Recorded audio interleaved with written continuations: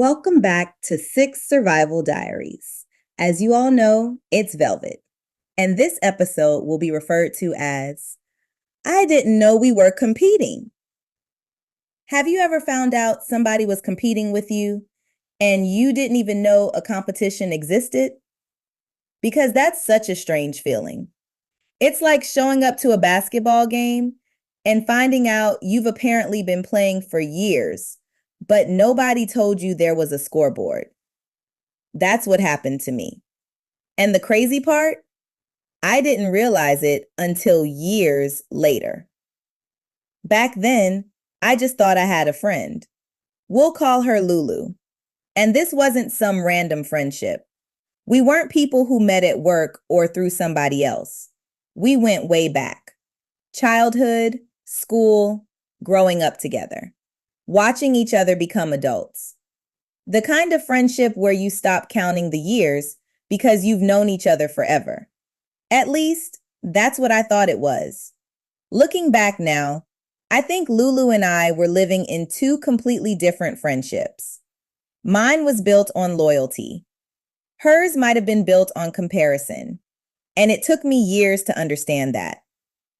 Back then, I was young, single, outside, and making decisions with the confidence of somebody whose brain was still loading, which explains a lot.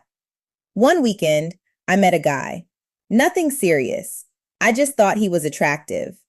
We talked, exchanged numbers, and eventually he invited me over.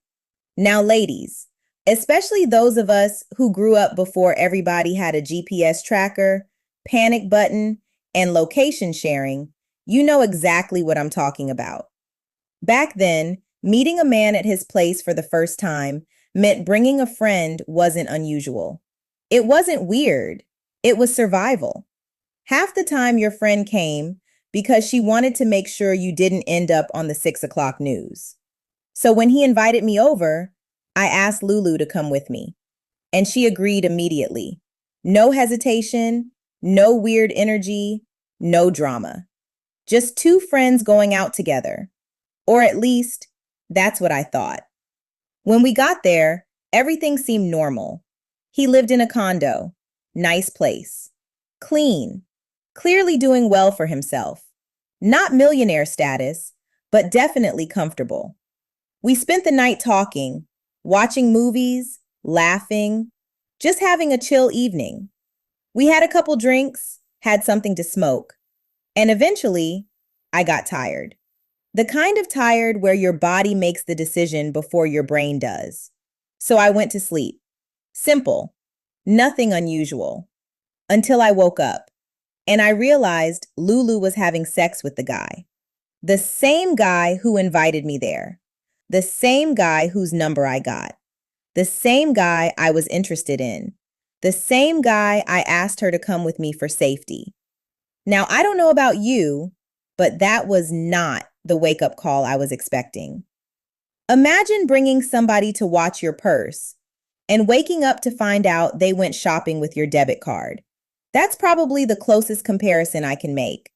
I remember being completely confused, not heartbroken, not devastated, confused, because the situation made absolutely no sense.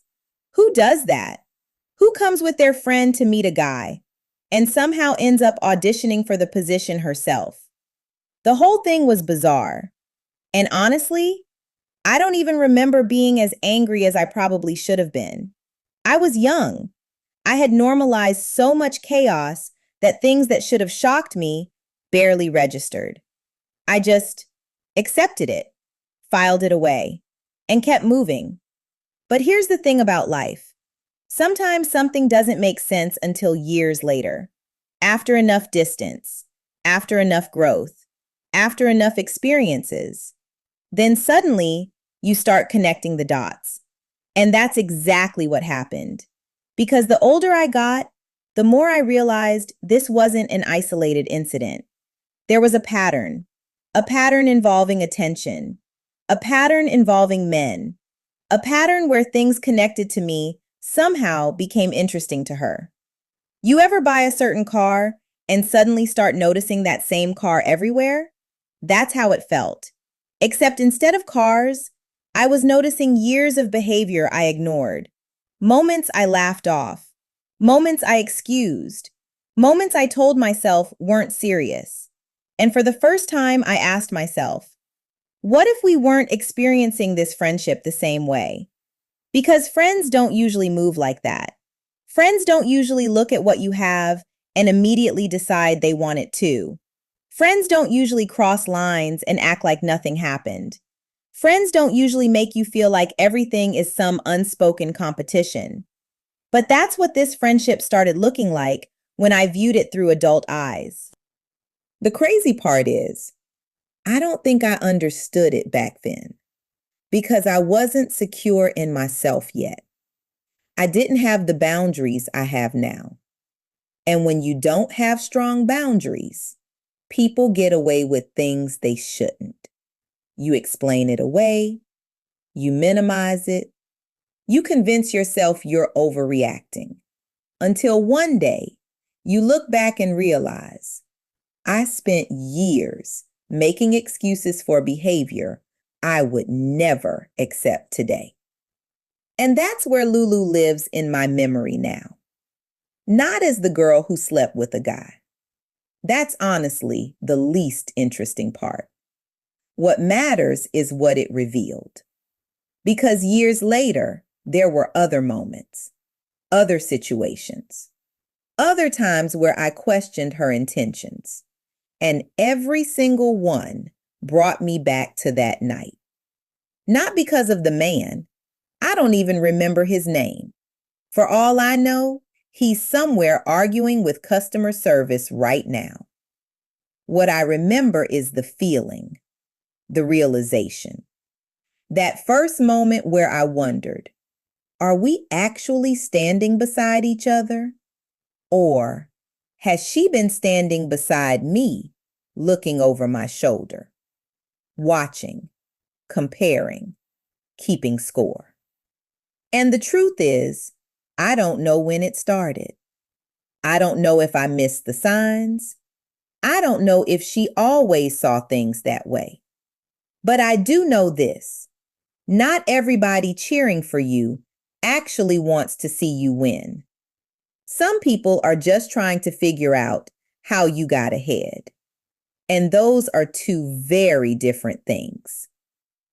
So pay attention to how people react when something good happens to you.